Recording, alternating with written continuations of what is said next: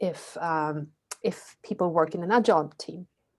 Third, I am very, very passionate about when we start working with transformations, when I start seeing that happen organically. So when we have that stage in a transformation where we in a complex environment helped hundreds of people to start this journey, and then you can see them taking it forward, them, turning up with different communities of practice, or learning from each other, or bringing in speakers from outside, and you haven't had anything to do with that, but you just see that starts happening.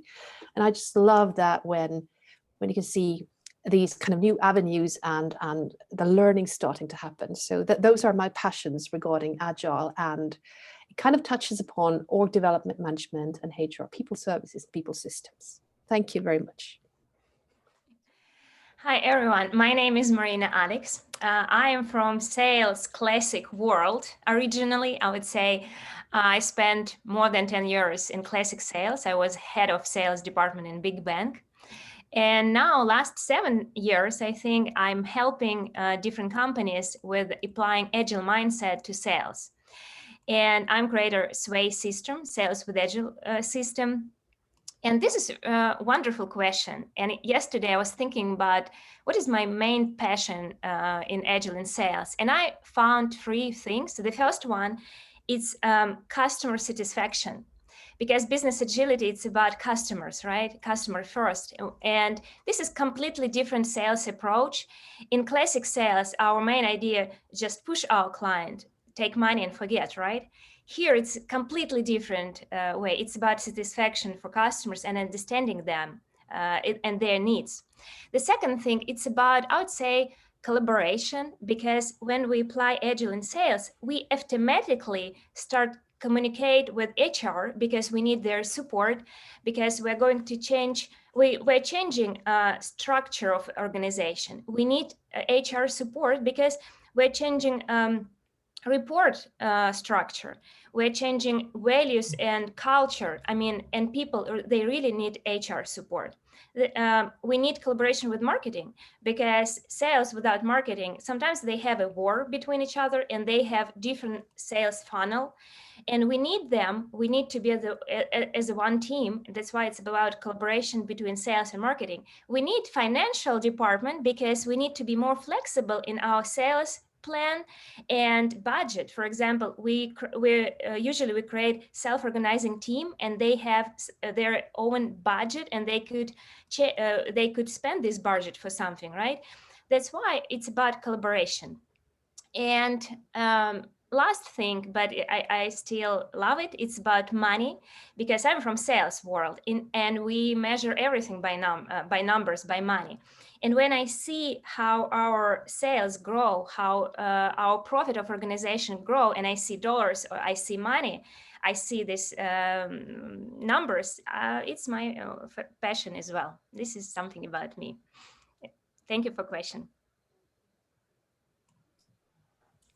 So absolutely all of that, because marketing and sales, we stick together, but Marina is so right. This thing between marketing and sales is real. They very often are not working together in the way that they should be. So I'm Pam Ashby. I'm a career marketer. That's all I've ever done. And as part of my journey as a marketer, I spent many, many years in the project management industry, where I eventually discovered Agile. At which point I stopped in my tracks and thought, this is what we've been waiting for. So I'd never been very good at staying in my box. I'd always been trying to sort of break down the silos, look over the walls, find out what was going on in other departments, other parts of the organization, other countries, let's work together. So this really worked for me. So what I'm really keen on with Agile is it's customer centric. We start with the pains of the customer. If it's not solving a pain that the customer is feeling, then maybe we shouldn't be doing it. So what I love about Agile is that we're constantly balancing the effort in against the value out. That's really, really important to me, that when I'm working with marketing teams and they say, oh, I'm not really sure about this agile thing. Well, does it serve your purpose? What are you going to get out of it? If it doesn't serve your purpose, don't do it. So they have to really understand where the gain is. And if we're customer centric and we've got communication working through the organization with that customer centricity in mind, we're halfway there. So communication is really my thing, as it is for most marketers, I would say. And so we need to use our communication skill to really integrate the organization. Let's use our agile processes to find out from the help desk, from the customer services people, from all those that have that direct contact with the customer, what they actually think about our messaging, what they think about our campaigns. Are we getting the outcomes that we're looking for? And we can work in a small way with that adapt and learn mentality, using agile processes to build on things that we may be doing naturally. So I think marketers are very often a little bit agile in themselves, so they can start where they are. And if they get the mindset first, they want to build the framework and the methods around that, in my experience. Cool. Thanks, Pam. I'm Klaas. I'm based in London, but grew up in Belgium originally. I actually have a degree as a software engineer and spent most of my career in engineering management. But somewhere along the way, I picked up a finance MBA, and that kind of led me to take up all sorts of finance functions in the startup I was part of for the last 6 years. I kind of started realizing that finance isn't that different from engineering. The task at hand is often quite technical with very specialist knowledge. The people tend to prefer to be siloed quite a bit. And ideally, they kind of just want to have their own world and not be bothered too much, which reminded me a lot of engineers. And so I thought, why don't we take those same principles of Agile and kind of apply that to this domain? Because, there's no reason why you couldn't work in smaller increments, and there's no reason why you shouldn't go out and talk to your customer, even if that customer is, sales or marketing or HR or anyone else in the company. And so I kind of started chipping away. And then I think the biggest thing that I see as a similarity underneath all of this is that, Agile comes from a world of dealing with uncertainty and kind of admitting that uncertainty is part of life. And how do you kind of organize yourself around that? And actually in finance, particularly in sort of financial planning, uncertainty is all you're trying to do. And sort of you can't boil it down to an exact number. So the question is more about how wrong are you and how much does that cost, as opposed to what is correct. And that's really where I see the overlap between Agile and finance. Great, thank you all. Thank you for your introductions. I think we have a question already from Holger, so we'll go ahead and start opening up to questions. And for those of you in the audience, you're more than welcome to ask a question to one person in particular or the whole panel. But because the functions are so interdependent, what we're going to try to do is, even if a question goes to one specific area, we'll try to open it up to all areas, just to balance the interdependent nature between all business units. So Holger, without further ado, sir, if you'd like to come off mute, and even feel free to turn on your video, you're more than welcome to ask the question that you have. Well, sorry, I haven't shaved this morning, so that's why the camera switched off. Well, I would like to ask two questions, and they go into the direction of HR and finance. I am working in a big shipping company as an agile coach for our area of accounting and HR. And I was wondering, how can I engage our business unit HR a bit better like this? Because we had some retrospective together with the business people and our IT, and they more or less refused the idea of retrospectives and so on, and they don't want to really engage. They know they have several problems. They work with each other, and the IT is not best. But do you have any ideas how to get into the area a bit better, to engage them better. And for Klaas, I would like to get some more ideas on beyond budgeting, because I'm now into the beyond budgeting a bit more, and also would like to add this to our transformation, because we are also in a transformation to a bit more agile. So that's my questions. Awesome. Should I start picking this up? Yes, thank you, Holger, for a very good question. Now, without knowing at all where you are in the transformation and how much HR has been involved, I would dare to say that try to first understand what the HR people who you are dealing with are doing. What's on their table? What is their kind of first priorities? Because sometimes they, if you work with HR business partners, for example, they are usually quite business focused, and they are right there prioritizing with the business. If you work with people function from kind of back end, so they're working with some kind of processes, defining something in the HRIS system, working with rewarding or performance practices, they are very, very siloed. So if you bring them into a situation where you put them into, let's have a retrospective and discuss what kind of problems you've got, they're not like, well, let's not. So I would say that kind of try to find out what they're there to do, and if they got anything common.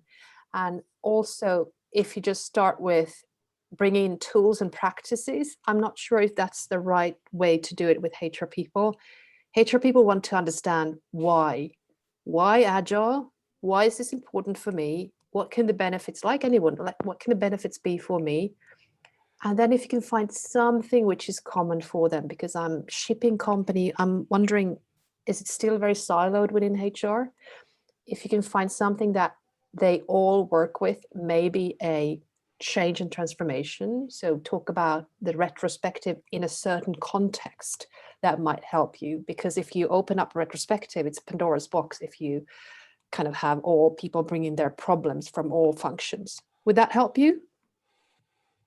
Yeah, it gives me some ideas. It's a starting point. We have all possible things mixed together. We have people from payroll, from hiring, and everything. So it's really a broad band, and I think that's a good idea. Maybe I really was overdoing it with a retrospective, but we were in a retrospective. Everybody says, well, that's a good experience. But when I said, okay, let's address this maybe for you and so on, I'm open to this, and say, rather not. The same as you just hinted at, that probably have to get a bit more under their skin. Yeah, another kind of context could be, so give them a context saying, hey, let's have a retrospective on the areas that the dependencies. How could you work better with the dependencies in between your value deliveries? And they can come up with some ideas regarding that, but starting to kind of dig into their areas might not be the best idea with a starting point with agility. I would, of course, recommend a capability build first, so they would understand more about Agile. But if you can't do that, then bit by bit, having compassion with them, not kind of pushing them into an area where they feel pressured. Great, thanks. Yeah, you're welcome. I'll try this. Let me add something a little. When we start Agile transformation, from the beginning, we create Agile support team where we have CEO, where we have head of HR, we have our Kanban board for Agile transformation, and all together we're thinking, okay, what is our goal for this week? How we could support our Agile transformation better? And from the beginning, from the first day, we involve head of HR in this process, and usually they understand what is going on, they support Agile transformation, and it's how we usually do. Thank you. And I think, good idea. To come back to the second part of your question around beyond budgeting, oddly enough, I never think of beyond budgeting as a finance problem. To me, it's as much a HR question around, Indeed. How do you get the leadership into the business? How do you get that mindset change and that cultural change? And obviously part of that has an impact on how finance kind of has to operate and how we have to think about budgeting and calendar cycles. But at heart, you can't really drive it from a finance point mostly. It's usually a joint exercise between getting the HR and the cultural shift on board, and then the finance processes to match that. my easy one to take off, kind of, if you want to go beyond budgeting and start that process, is to look at how you do financial planning, right? How do you create a budget, even if it is on a calendar year? What is that process you go through? Is it a very kind of, your traditional exercise of, you pick a number, you add 10%, and then that's what you submit because you expect it to be knocked down by another 10%? Or do you have a little more of a discussion around this, and is there kind of a sort of more of a collaborative approach? And I think, to me, that's always the seed of, can we get that budget right? Can we get people talking around financial targets and planning? But ultimately, it's a very joined up effort to me between HR and finance. Mm-hmm. Yeah, we're experimenting with this quarterly rolling forecast, but I'm afraid they all put things together like targeting as well in there, and not only forecast, not splitting this. That's why I was also asking. But probably we're getting there sometime. I think the other part to consider is that beyond budgeting is kind of like CMMI, right? There's CMMI level 5, which is if you do all the bits of beyond budgeting, you're at that kind of highly mature level. And you know what? You can't go from 0 to that highly mature level. There are a number of steps in between. And I think it's sort of, that agile thing of take the smallest step you can, claim a small victory, build on that momentum, as opposed to go, oh, we need these 6 leadership principles and these 7 practices, because frankly, that's a setup that will always fail. Thank you. I think this is something I've seen as well, that there can be a reluctance to start where you are.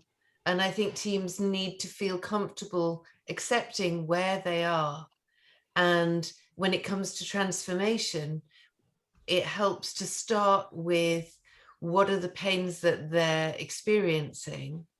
If they were going to feel comfortable contributing to an agile retrospective, and if they were to think that agile was helpful to them, what would agile be doing? So to actually start with their version of agile, sort of what they're seeing and what they would get from agile if they had a free field, if that makes sense, Olga? Probably. Yeah, I think really it's first I have to really get in touch with them more closely and try to find out what's their way or their view of agile, what they take out of it, and of course make it clear here the benefits. That's why I think agile is the right approach, and when I can explain the why for me, then maybe they get the thing for themselves as well. I think that's exactly it, to find out what agile means to them and work from there.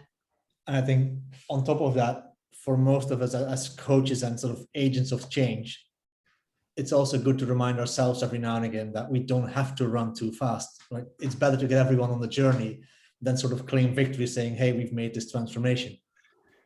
Yeah, well, it's a second company I work with in transformation, and I see the same mistakes done again, and I think, why don't they get it? Why can't we move faster? So that's why I'm a bit impatient on this, but of course, probably have to pull the brake a bit.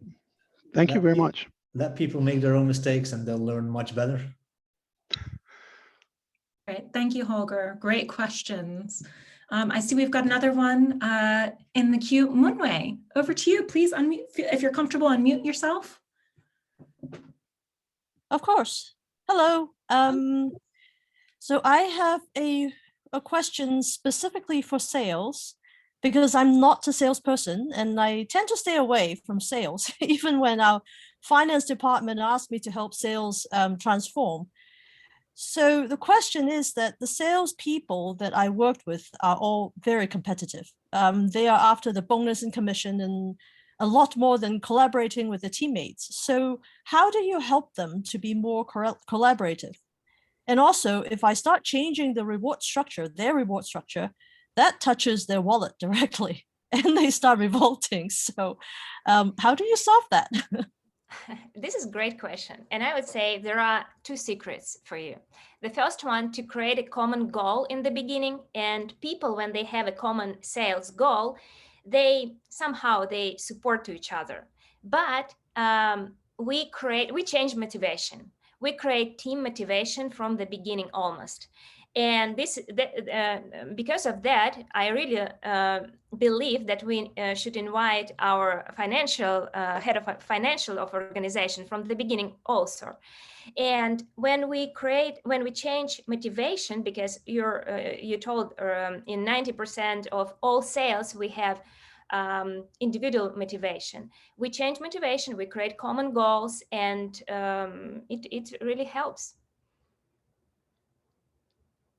But if you don't have opportunity to change motivation from the beginning, to create a team, to create a common goal and work as a team coach, it's really help. I mean, usually people want to be as a team because they're tired. Salespeople, they're tired to be individual.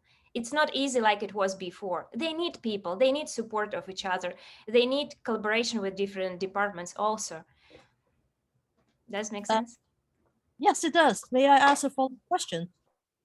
Please go ahead, Munmai. Okay, so how do you, I mean, what are some of the pushbacks that you actually experience or heard from the sales folks when you start changing these goals and First of all, I try to remember myself as a salesperson, and imagine that for salespeople, money is the most important on the table. They care about money, right? That's why when you create a common goal and say, okay, guys, let's achieve 100% of sales plan or 120% of our sales plan altogether. And even if you have individual motivation, they will receive their money. Does make sense? But you need to help them to change their mindset, and it's not easy to support to each other because they will get more money than they will work individually. Does make sense? Because usually, for example, you have a typical situation. You have 10 people, right? And you decided to create an Agile Sales team. And you just see, okay, Marina has, I don't know, $6 million plan for months, right? I don't know, somebody else 10 million plan. And you collect this money and say, okay, guys, this is our common goal. All together, let's achieve this goal. And you, as a team coach, help them to achieve this financial goal. When they achieve this financial goal, they will get money. But anyway, after that, I always say we have to change motivation. We have to create team motivation. We have to create cross-functional team motivation, and it's about budgets, right? We have budget in different departments. When you create a cross-functional team, you need to change budget system in the whole organization. Can I just add a thing here? It's also what in HR we work a lot with the rewarding practices, Marina. Probably you work a lot with HR looking into that as well. So anytime you create rewards in the organization, it is sub-optimizing some part. So either you're sub-optimizing on individual level, or if you work team, team rewards, or you're optimizing on team level, whichever that team may be. If you're putting the reward on, say, business unit level, that's when people on the individual level say, oh, it's too far. I can't really do anything to impact that, business unit level. So rewarding is really, really difficult, and there is no right or wrong answer to how to do this. I just think that you need to find the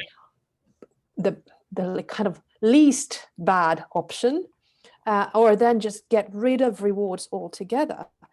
Just pay people enough to do a good job, and then have the rewarding motivation come from non-monetary rewards, such as great collaboration, teamwork, freedom to choose your times when you work, benefits that you can offer, different kind of other rewards that help people do a good job and like their job.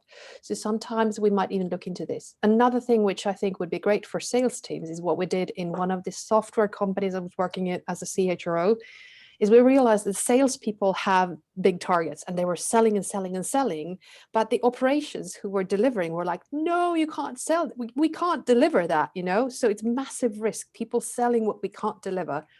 And that's where we changed so that the salespeople were part of that. It was kind of sales operations. So they had to agree on pricing, agree on the timelines that they promised to the clients with the actual developers. So that changed as well, and they were all kind of connected in the same reward in that end-to-end sense. So just kind of offering those ideas here. I think a lot of the things that we've talked about is around shared purpose, sort of trying to find a shared purpose that pulls teams together, whether it's money or values. And I think that actually identifying that is really important. And for marketing teams, they very often say, but we're specialists. So we're just going to work on our own to-do list.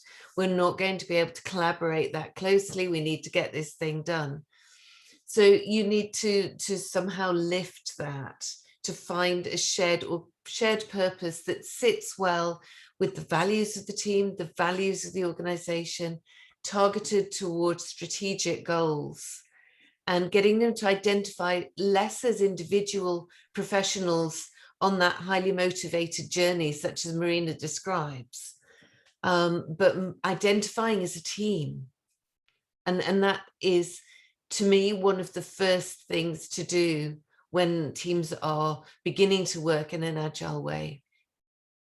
And I think the funny part is all four of us in our intro kind of all mentioned that one of the things we look for is collaboration and kind of bringing people of different silos together exactly for that reason, because it creates that shared purpose of, as a group, we contribute to whatever our end customer wants. And let's be honest, if we don't deliver for that end customer, none of us are going to get a bonus anyway. So if I were to, well, thank you very much for all four of you for the input. So if I were to actually say yes to my finance department to help sales, and why I say specifically sales is because their compensation and reward structure is very different from the rest of the organization and company. The bonuses and commission sales can actually buy a house. Nobody else in the company can do that. So without something else to actually motivate them, you take that away, you get a revolt, and they'll just go to other companies where sales is exactly the same. So with what you guys have just said, perhaps I would want to run it by you to say, we'll start what Marina said, to say, hey, to define a common team goals and then add a team bonus on top, maybe decrease their individual bonus just a little bit, so that they would think that, hey, if I actually help each other out, then I can get additional money. That would be incentive as a first step to start the journey. Would that be a possible step, or is there any negative impact to that? It depends how much money you are going to take from them. That's why what I'm talking about. I usually, when we apply agile mindset to sales, they earn more. Their increased sales, their customers are happy and they earn more. That's why, honestly, I didn't have experience when we cut sales bonus. I'm not sure if I would even try, because it's like a dog and you decided, or wolf in the forest, and you decided to take a beef. I mean, it's dangerous, by the way. But to help them to see benefits, and in the beginning, unfortunately, it's just money, and promise them, this is okay, like a joke, but I use it. I promise money and then I change mindset, because change their mindset without promise money just impossible, because they spent last 200 years to be focused on money only. And now we decided to change, like, okay, it's agile world, it's VUCA world, you have to change your mindset, and it's not easy. But yeah, try to sell them idea of agile transformation by promising something. Thank you. Thank you, Munway, for the amazing question. Thank you, as ever. We've got 3 questions queued up. We've got Michael Femi, and I think I pronounced it, is it Jorge, to pronounce it correctly? Obviously, sat here in the UK, but thank you for joining from Buenos Aires. So, Michael, over to you and your question to the panel. Hi, nice to meet everyone. I guess during the pandemic, people have gone out, they've bought lots of tools for better information sharing, And so as Pam was saying, being able to look over the wall and move out of your box seems easier than ever. But there are a lot of directors and managers in companies who are not so keen on the idea of moving out of the box, and it feels messy and awkward. And I wondered if there was a good, almost emotional argument as to why they would want to empower others and work in a different way. I also wondered if the changes in how we work, people have seen the rituals in Agile change, if teams are doing that in a slightly different way now that they're maybe more remote or working in a hybrid way. So I'm interested in what your thoughts are on that. I'm happy to start with that one, because I honestly have seen a different form of communication. I think collaboration rather through communication, because what's happened is, because everything's gone virtual, people have been much more open to collaborate transparently and communicate through their Kanban boards. So when you're not in person and you don't have so much of that sort of water cooler stuff going on, you have a single source of truth, which can be a Kanban board. I ask people, how long do you spend in a day going through your emails trying to find the last thing that happened on some marketing initiative, or what a stakeholder said about something by way of guidance?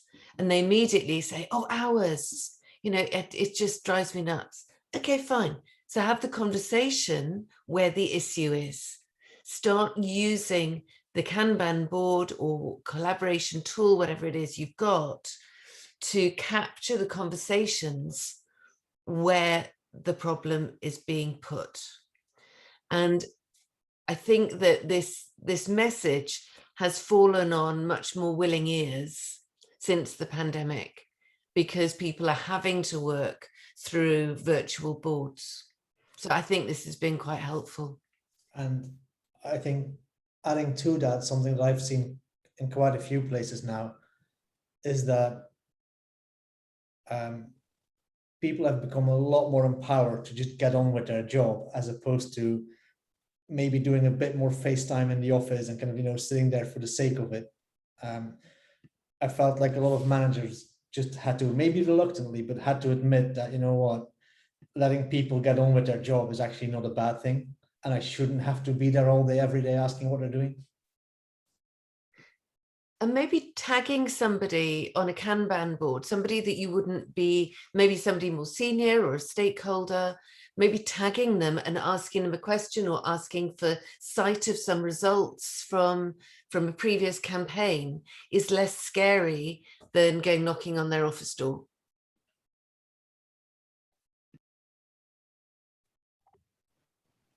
How's that, Michael? Does that help? Yeah, I mean, some of the people I see, I would always use Kanban boards. I'm now working with a few different companies. It's spreadsheets. It's not even a Kanban board.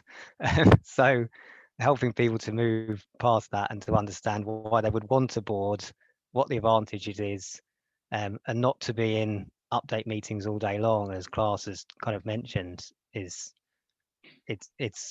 not everyone finds it easy to transition in to those ways of working, and it seems new and it's awkward. And maybe they're all right with the way things are. It just about works for them. But then, as you say, it doesn't give anyone the chance to move out of their box or contribute more or empower people or unlock talent. And yeah, it's something I've been thinking about recently. But thank you for your comments. It's interesting. I just want to add as well that I think it's important to remember that it's okay for these things to be difficult, that we're all human beings. And if something's kind of working, we'll always want to stick with it. I think being aware of the difficulties of change and where we sit on that change curve, that we've all seen the Kubler-Ross change curve, that we kick back against something, then we slowly become moving towards acceptance, and then being able to sort of perform in that new way. It's not surprising that people find it difficult to move from a spreadsheet to a collaborative way of working. But once they get there, then they can find it is quite inspirational. And I think at the same time, and saying this from the department that probably uses more spreadsheets than anyone else. There's nothing wrong with a good spreadsheet. I think it doesn't have to be a Trello board or a Jira board or whatever it is. The point is that you have a central source of truth that everyone knows where it is. And I think the mechanics of what that is kind of irrelevant, right? In the old office, it might have been a whiteboard with Post-its and no one was screaming out for a Jira version of this. So it's really about, do you have that central point around we all can kind of congregate and know that that's where the source of truth is. I would just like to add as well that purpose. Sorry.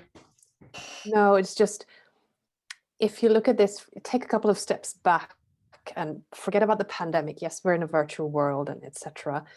But it's been the same in all history. Some teams are better at communicating. Some teams are better at finding out and agreeing on how do we work. Some companies are offering help to set up ways of working, either whether it's face-to-face or hybrid or online. So nothing's changed. It's just some of the companies that will help teams to set team commitments, to set up the ways of working, and then stick to them and improve. Those are going to be doing fine, but this is not going to happen by itself. Some teams, yes, where they have active people to take this forward, but I just think, and we as Agilists, if we've done Agile for a long time, some of us might be Agilists for 20 years back. It's such a self-evident thing for us to use a Kanban board or to visualize our work, etc. But I'm working like you are with customers who send an email with 15 people in the CC. And then these email chains just continue growing. And just by one, concrete action that you can do as a leader there is to say, stop sending these emails. Let's have a weekly 1 hour where you just get, these are the things that we will discuss in that meeting. Here are the things, it's the same as we did before, even before this, stop sending the emails. So it's nothing special. We just need to get on board with helping teams set team commitments, understanding what works for them, setting up a 1.0 way of working for them, and then helping them improve to 1.1, 1.2, etc. So they change and improve as they go. That's just mine. It's no magic. In sales world, we have a little slightly different experience, unfortunately. We need to push salespeople. I would say not push exactly. It's about discipline. If you decided to lose, 20 pounds, you have to have discipline, right?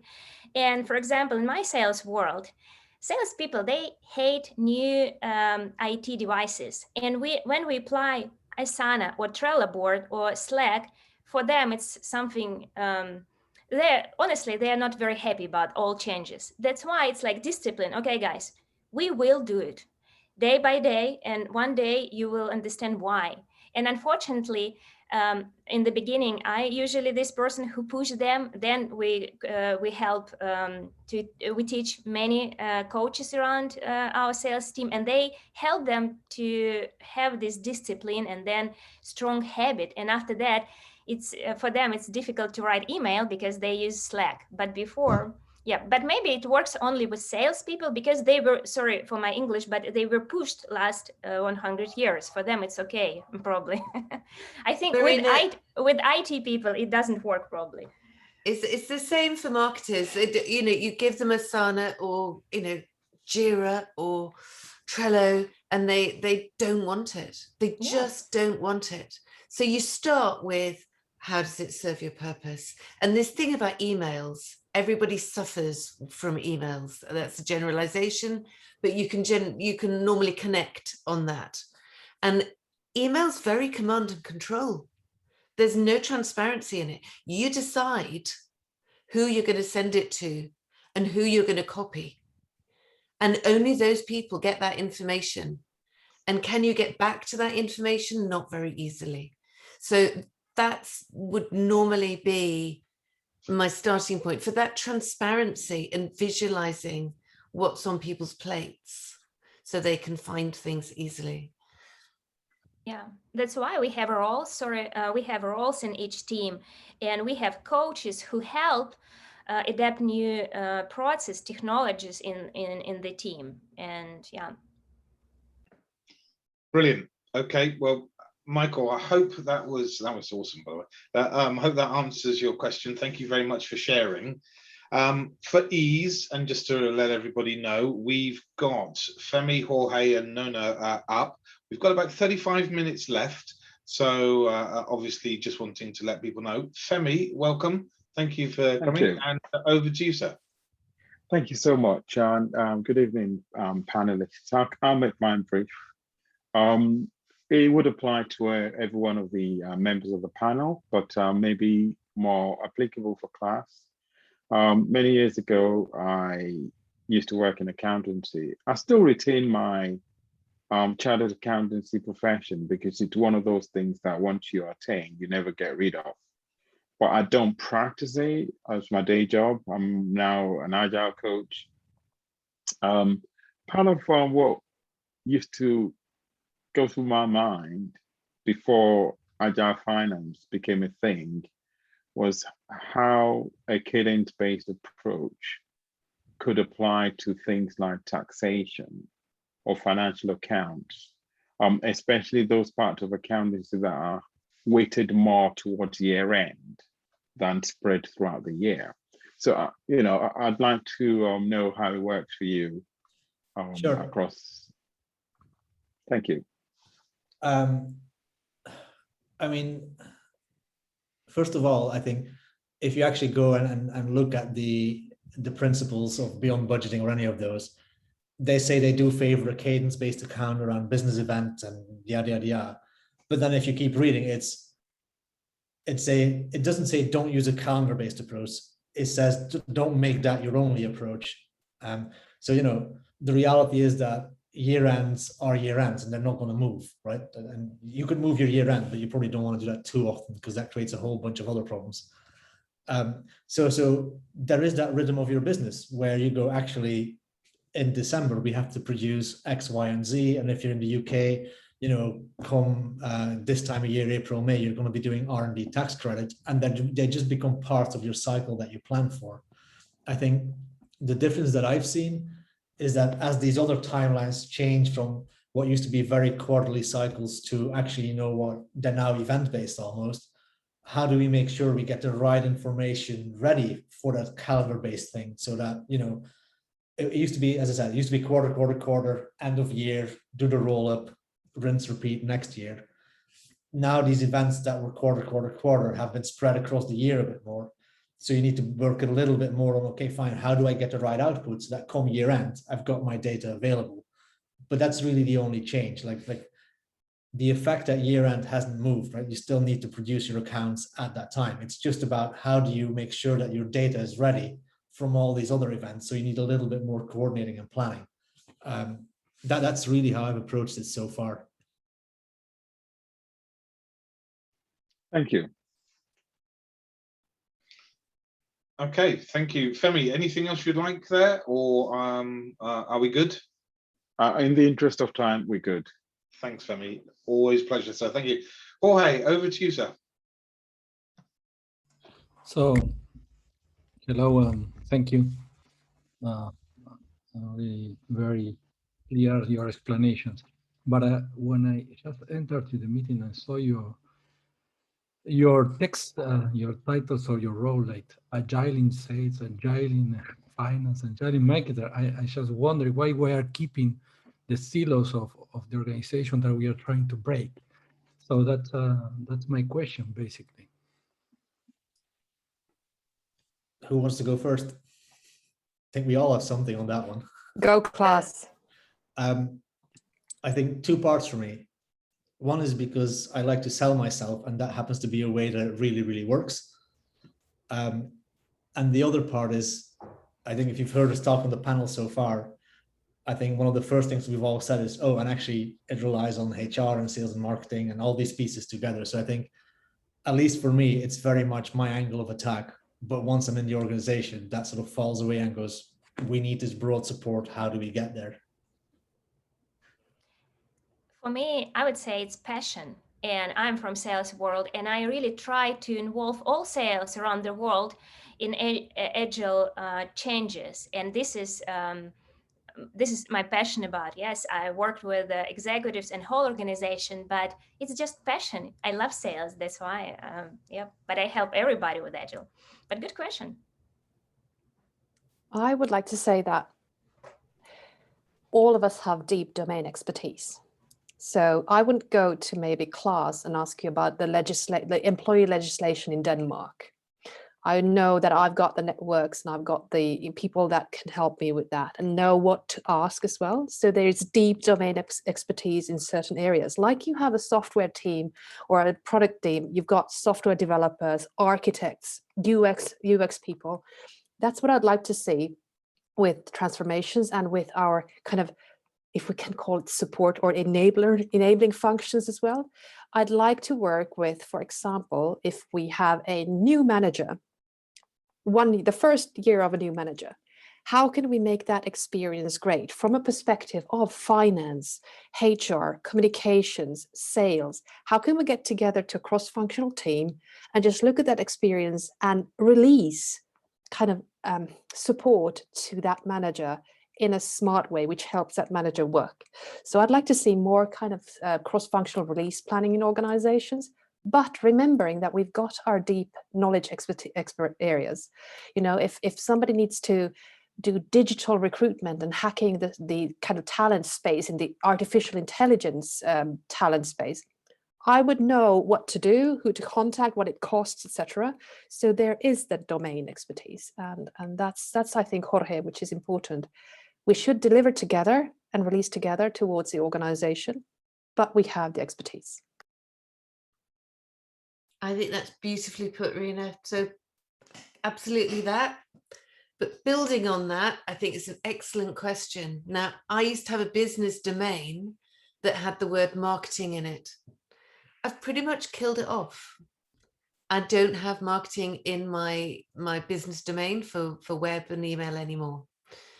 And I also have a LinkedIn group called Agile Communication, because it's communication that is really the thing about Agile that will break down these silos and pull everybody together so that we're collaborating towards organizational goals and not our personal specialist professional goals. And I think that in itself can be less helpful when we're sort of driving our own specialist goals. All of that said, I have over 30 years experience in marketing. It's what I know. I have deep specialist knowledge in marketing. So we meet people where they are. I want marketers to understand more about Agile. So I'm using my specialist knowledge to meet them where they are, talk to them in their own language, and help them work in the more Agile way. But in 5 years, I'd love it if we had no functions and we were all working, sort of being outcomes focused.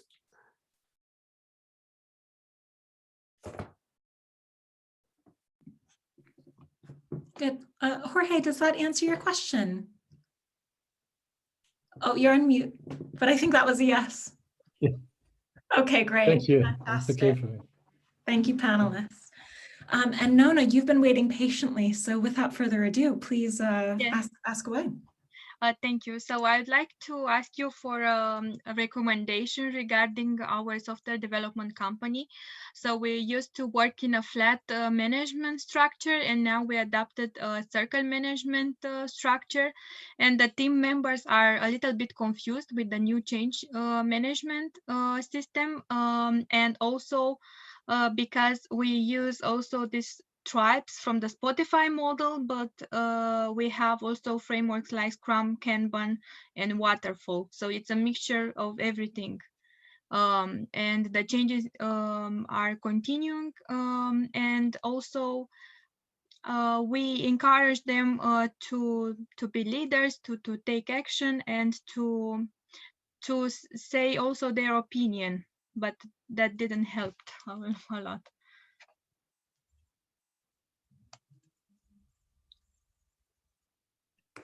So I guess, is there a sort of specific question in there, or? Yes, so I'd like to ask you if you can offer me a short input. So how do you see a change management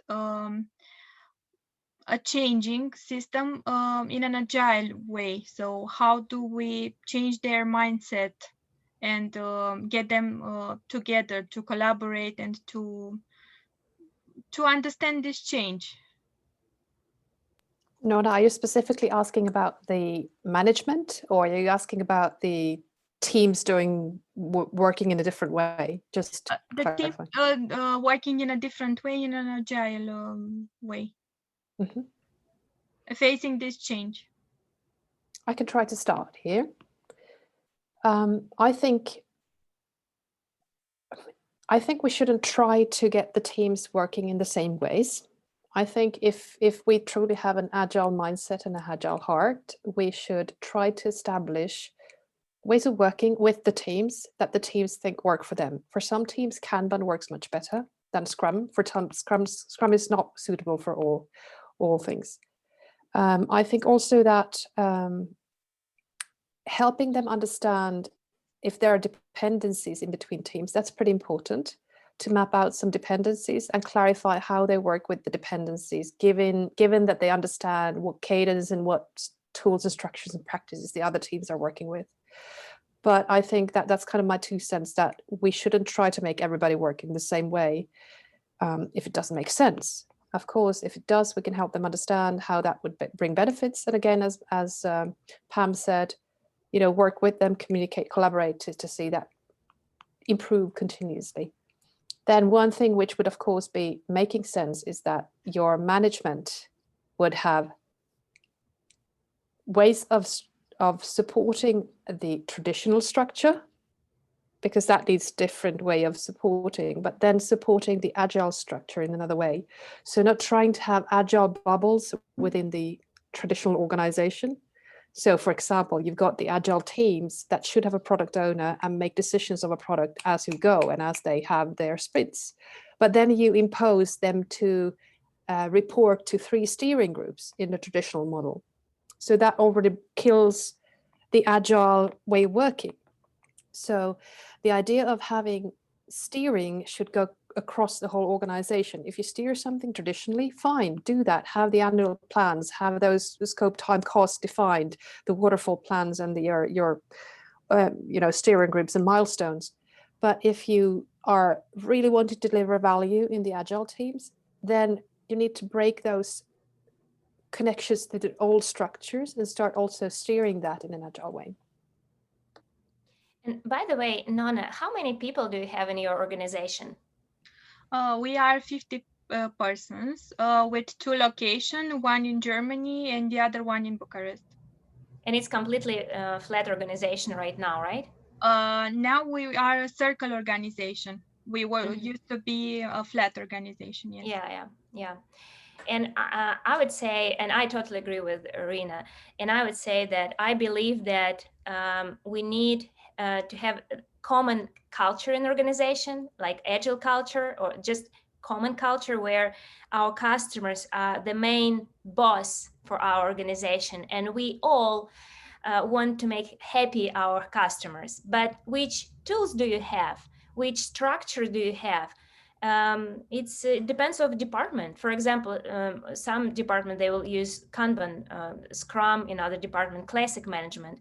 But I believe that we need to have this mindset and cross-functional team between leaders of organization. Does make sense? Yes. They usually they have Kanban board, different people, leader from IT, leader from sales, leader from marketing, and they work as a team. They have their common chat for communication, and they deliver this important of changes to their teams. Does make sense? Yes, thank you. I think one more thing to add to that as well is, don't do agile 2 teams, right? Involve them and see if you can give anyone some form of ownership in that transformation. Get people on board, give them the autonomy to make their own decisions around, are you a team that prefers a Kanban board? Does that work for you? Do you fit more in a kind of a traditional Scrum style? The worst case would be where you go in and, tomorrow everyone is Kanban. Mm-hmm. And then you're going to get that pushback on change because people don't feel like they own that change. So I think it's just getting them on board with it and giving that ownership. Okay. I see.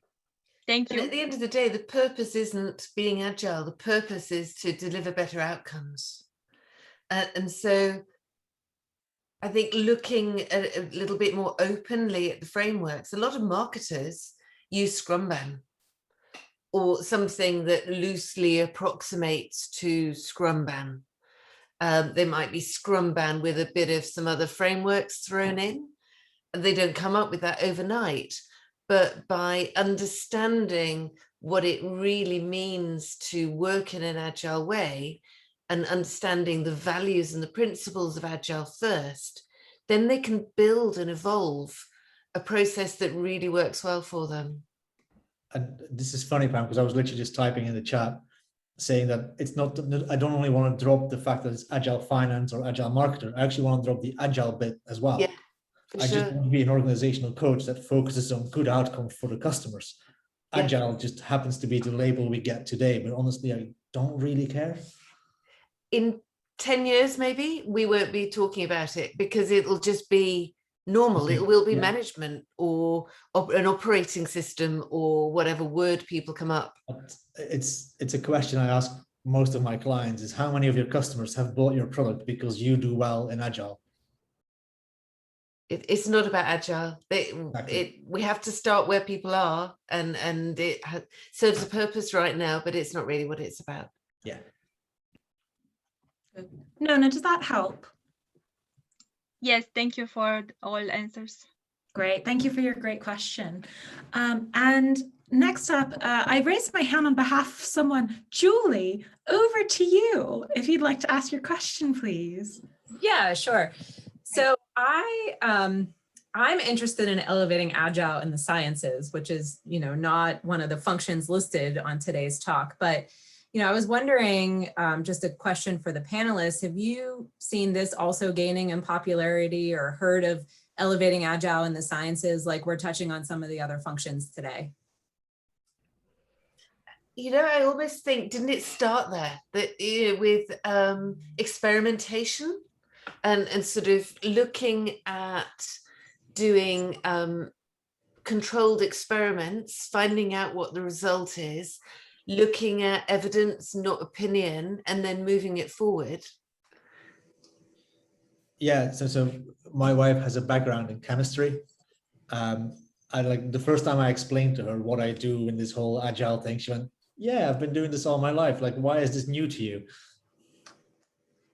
Yeah, it's interesting because I find two different camps. I find, the camp that you just described, Klaus, and then I find this other camp where it's just totally foreign that people can't wrap their brains around it.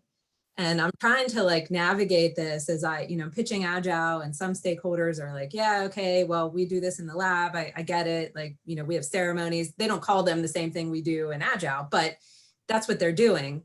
And then it's like, oh, but we can't be organizationally agile because we just don't do that. It's, hypothesis and scientific method. And it's hard to make that connection. So I just wanted to ask and gain some insight. So that's very, very interesting.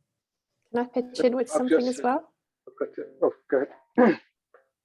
So I've recently worked quite a lot with pharma, and that's an area where you start seeing, I'm a chemist as well. I'm an organic chemist and been standing in labs working with pharmacology, and you start seeing scientists start working with AI scientists, starting to look, for example, for compounds by AI rather than in lab.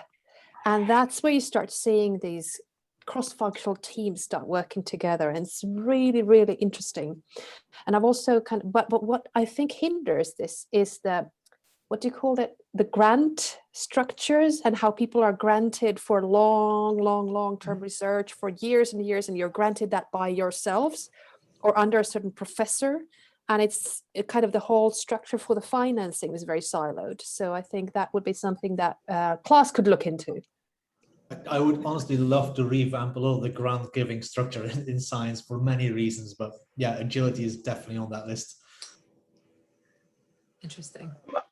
I had a comment to make, if I may, to Julie's question. So I come from a science background. I come from a clinical science background. So I'm a pharmacist by background training. I was a hospital pharmacist and also in leadership and stuff like that. And I now work in healthcare and healthcare consulting, so science with a level of complexity. And I think it's a bit of both. So if you almost crudely describe it as, so for scientists, there's using quote unquote agile methodologies, for instance, like experimentation.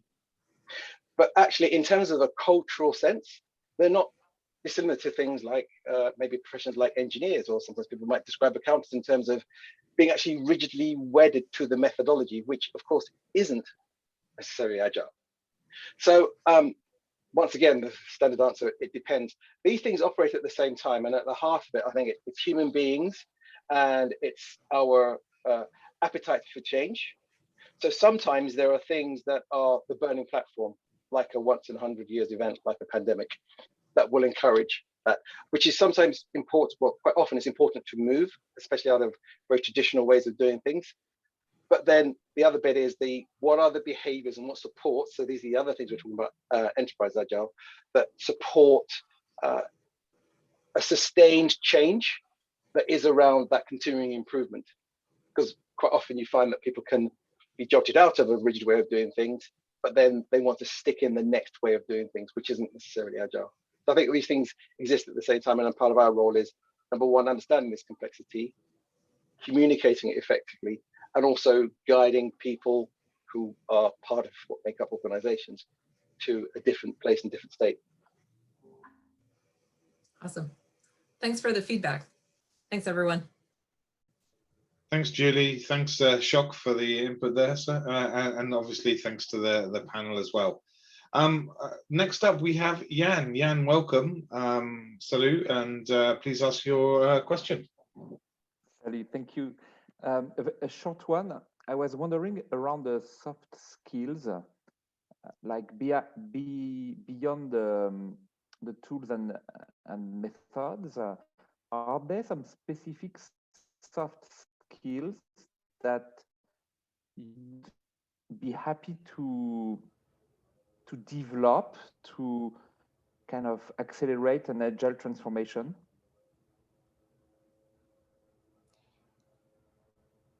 May I start? I'm talking about the like maybe a top 3 skills that would be mostly needed. May I start? I think it's sorry, I interrupt you. Right? Top 3 skills, right? No, that's fine. Yeah, this is a great question. And right. I would say, first, listening and hearing to each other. The second, I would say, coaching skills. When you have different roles, you inspire people, sometimes you're a mentor, you ask very deep questions. I would say it's coaching skills. And one more, let me think. Maybe somebody else while I'm thinking will share. Happy to jump in, I think. Listening and then hearing is kind of, yes, to me, curiosity is another one. I want people who are curious. If you're going to drive that change, that transition, I'd like people to be very curious as a soft skill, people who want to explore new things, who are open to new ideas, right? Sort of early adopter type mentalities, who will try anything. Because I think some of it will fail, some of it will work, but they're not afraid of one failure. I think that's that key mentality. I'm not sure it's such a good news, because developing curiosity is not an easy thing, I think, but it's probably at the heart of any kind of creativity also. And maybe communication, I would say. Sorry, communication, because now we have cross-functional teams with different people from different departments with completely different mindsets sometimes, right? Financial person and salesperson or IT person, and they work together and they need to communicate with each other. And I'm not sure if in our school or university, we had a lot of classes, how communicate with people, how communicate with people from different countries, because we have different mindset as well. And I would say it will be my first, yeah. Thank you, Marina. Thank you, everyone. good Rina, insight. Pam, do you want to add anything into the mix for Jan? I think those coaching skills are really key. As Marina says, it's sort of asking the purposeful questions and being able to understand how somebody else is looking at something, not how you're looking at it. It's aggregating the perspectives that are having an impact on the situation. So really stepping into somebody's shoes and finding out what it means for them. Accepting the difference, right? Yes, absolutely. It's sort of that everybody has a completely different view of things. So understanding what it means for somebody else and then being prepared to meet them there and help them understand the purpose of the journey and move at their pace. Nice. Awesome. I was thinking about this when you were speaking. I kind of started to think about who wouldn't Agile be good for? And I think Agile, you can be any kind of person when you work with Agile. You can be an introvert or an extrovert. You can be a very deep domain expert in something and you're working the Agile team and you're doing that and you're going to the meetings, not speaking very much, but taking up what you should do and you're delivering that in a disciplined way. Or you can be the extrovert clown that makes everybody feel great. You can be that. But you can't have assholes. And that's kind of one thing which I wouldn't have around people who are willingly doing something to harm others or stabbing others in the back. If there's any kind of that thing, I would need HR services very quickly, and not the nice HR services, but the other HR services to be used. So I think any kind of people can be working in an Agile way. You just need different kind of support, but you have to have the good intent. Does that make sense? Yes, I'm thinking about translating your words into some kind of collective, a certain sense of the collective interest or collective purpose rather than your own one. Yeah, a collective purpose for sure when you work in teams. But you can even be. I've worked with the most introverted domain expert who doesn't want to have anything to do with other people rather than just sit in the team and get their thing from there and do that. And people were respecting that person. It was their way of working. Okay. And even that team was working quite all right. It was all right because he was delivering what he was there to do. So of course it works better if we've got people who love working in teams, etc. But I wouldn't say it doesn't, only the good intent needs to be there. We haven't used the words growth mindset, and I think that's really, really important. To have a growth mindset to work in an Agile way is essential. I think fixed mindset people who feel like they know the answers are not necessarily going to do so well in an Agile environment. We need to believe there isn't one answer. That comes back to looking at it from these different perspectives.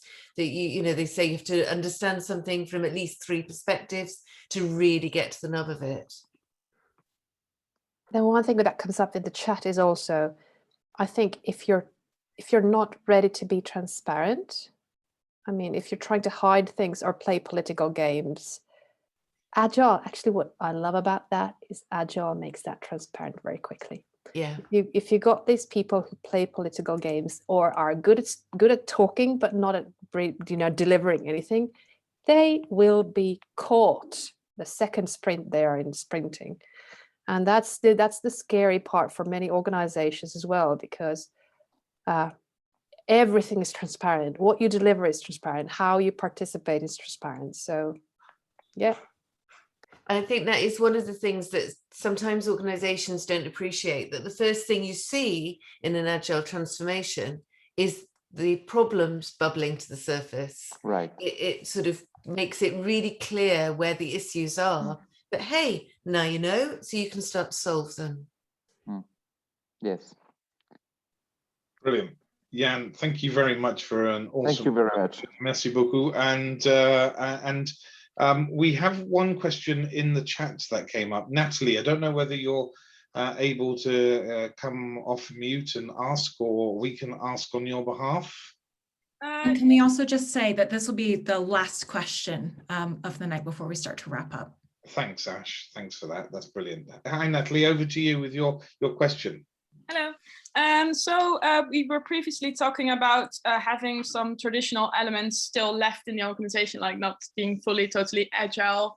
And if you would work with those kind of like departments together, like how would you keep the overall overview almost like from like a higher level? Like if you have a specific, like looking at, for example, release management in a way, like you have traditionals, organization bits to it, but also like the agile bits to it, while they need to work together maybe almost. So how would you have that higher type of level, or keep that higher type of level?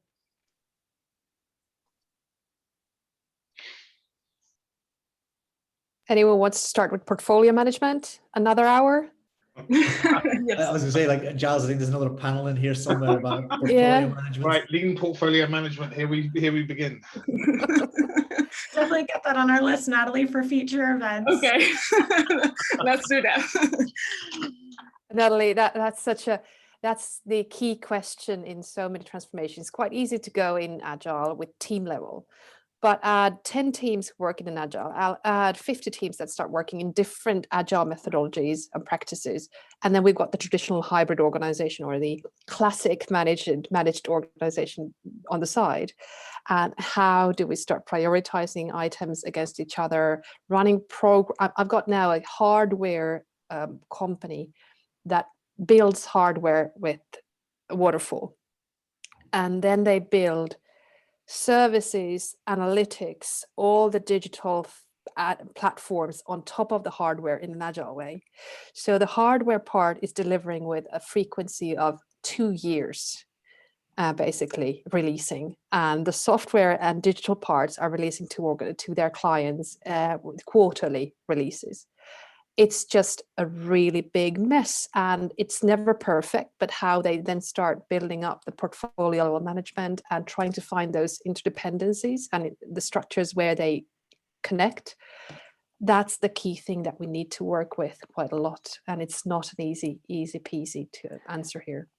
I think Rina, you've touched on the key bit there, which is the whole dependency management. Because I've got the same now. I'm in a fairly big software company, where the way they've created their software has this huge interdependency that basically stops them from releasing anything. So all their teams are doing either Scrum or Kanban or some combination thereof. And then they all get stuck at, we can't go to production because we're depending on that thing over there and that team over there and that thing over there. And so somewhere someone is now keeping a Gantt chart of on this day, all these things are magically going to fall in line. Now I know that day's not going to happen. But what we're trying to work on is, how do we cut out those dependencies so that people actually do have that full autonomy to go all the way to the end user? And I think underlying, that's where portfolio management tends to come from, is, what are those dependencies and how do we resolve them? And I sent a link for a quarter model. I show this video to executives every time, and I explain, don't worry. Everything is fine. We're going to keep our classic organization, but we're going to have some entrepreneur parts in business, and everything will be fine. And it's not a revolution, it's evolution. If we need to run faster, we will do it. But between different type of leadership management, we always have leaders who communicate with each other. That's why I truly believe we need create very strong cross-functional team in executive level. And after that, everything will be easy. For example, very funny story, very quickly. Yesterday, head of financial called me from an organization where I'm working right now as an Agile coach. And he told me, Marina, look, we have 5 years plan for sales. Would you like to explore that? We created, we spent like last 6 months, we created 5 years plan. And I told him, oh, wow, is great, but even now we increase our sales, and I'm not sure if this plan is relevant right now. In such stories, there are thousands around agile transformation. That's why I really believe that we need to invite executive from the beginning. But this video just will help you to show, to see how it's going in real life. Beautiful visualization, this video. I think one of the things that I always talk about with my clients is around accuracy versus precision. You want to be accurate, but not precise. Precise means it's 1.00 degrees outside. Accurate means it's between 0 and 5.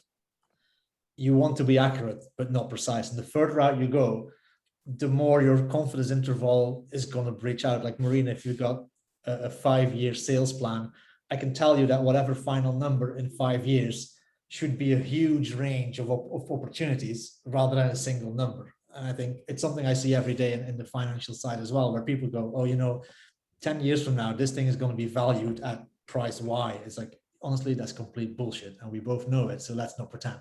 Yeah, but how to explain them that they spend 6 months to work in their project and it's bullshit, you know? It's not easy. But that's where you need those super senior stakeholders on board to go, look, exactly. We all agree that this is an effort of mostly waste. How do we get better at this estimation game? Yeah. Guys, can I step in? We've got to 8 o'clock. Natalie, I think we need to ask our amazing panelists back to do further sessions. Perhaps we can pick up where you left off at a future event. It's 8 o'clock. I appreciate, obviously, it's very late in the day for Marina in Finland. And I've just got to firstly say a major appreciation and thank you very much to our 4 amazing panelists. Wow, I mean, I've just sat here and listened to such amazing insight, thought leadership. And also, can I just say thank you to the panelists for the input as well on the chat today as well. Absolutely phenomenal. I'm sure they will all love you to reach out to them on LinkedIn and wherever, and to their communities as well. Look, just thank you very much from myself, and I know Ash will say thanks in a second, but a major appreciation for everything you have shared with us today. And genuinely, I couldn't have asked for such an awesome panel who just fed off one another and handed off and traded off between one another flawlessly. I've got to get you 4 back at a future event, if not later this year, early next, just for such a great conversation. So thank you very much. I'm just going to pass over to Ash before I finally wrap. She's just literally going to give her thanks and let us know what we're having next. Yes, thank you, Giles, and thank you so much, panelists, as well. I completely echo everything that Giles said. It's been an amazing session. Hard to wrap up when it's just going so strong still. But I'll just be really quick and just hit the highlights of the next events we've got lined up. So in a week and a half, we've got the Testing Festival. This is something that Giles and his colleagues are leading, and the Agility Leadership Network is supporting. And Giles, I think you've got thousands of people signed up for that. We already. have over 11,000 people signed up for our conference. We're going full-blown GoToWebinar with the 10,000 member sign-up capability to host it over 3 days next week. We hit 11,400 and something sign-ups earlier today. And so check it out. It's free. Something. Check it out for sure. Or you can see the lineups of the individual sessions. You can sign up for one or the whole days. Then back to ALN specific events. So as you guys know, the 1st and 3rd Tuesdays of every month is when we have an event. So the next one, 2 weeks from today, May 18th, is a continuous improvement, bringing tribes together. Then a couple weeks after that, we've got visualizing your agile strategy, seeing your roadmaps in context with Craig Coburn. And then after that, you've got Giles and I again for our quarterly open mic session, where really it's all Agilists coming together, asking questions and answering questions together. And Giles and I just host the open mic night, which is always good fun. And then last but not least, we've got Leading and Transforming Outcomes with Mike Burrows, which takes us through to July. So looking forward to seeing you all at future events. And thank you so much again, panelists and everyone, for such an interactive, wonderful session today. Wishing you all a fantastic afternoon and night, and stay safe and well. Thank you, everybody. Thank you for being awesome. Thank you, Ash, as ever. for looking after this with us. And thank you everyone for coming. Hopefully see you very soon. Thank you very much. Thank you. Thanks for the event. Thanks, everyone. Bye-bye. Bye.